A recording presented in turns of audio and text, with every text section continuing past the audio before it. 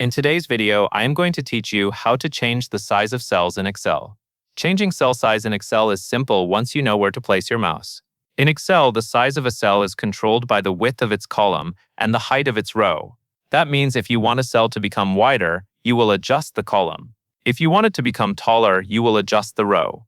This is useful when your text looks cut off, when numbers do not fit clearly, or when you just want your worksheet to look cleaner and easier to read. To change the size of a column, move your mouse to the top of the worksheet where the column letters are displayed. Place your pointer on the dividing line between two column letters, such as the line between A and B. When you are in the correct spot, your cursor will change into a double-sided black arrow. That is how you know Excel is ready for you to resize the column. Once you see that double-sided arrow, click and drag the line. Drag it to the right if you want to make the column wider, or drag it to the left if you want to make it narrower.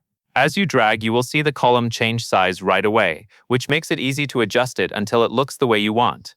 To change the size of a row, move your mouse to the left side of the worksheet where the row numbers appear. Hover your pointer over the dividing line between two row numbers, such as the line between 1 and 2. Again, your cursor will change into a double-sided black arrow when you are positioned correctly.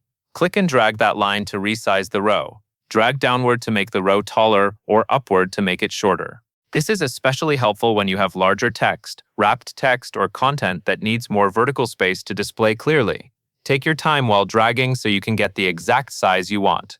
If the pointer does not change at first, just move slightly until you are directly on the dividing line. Once you practice this a couple of times, it becomes very quick and natural. That covers everything you need to know.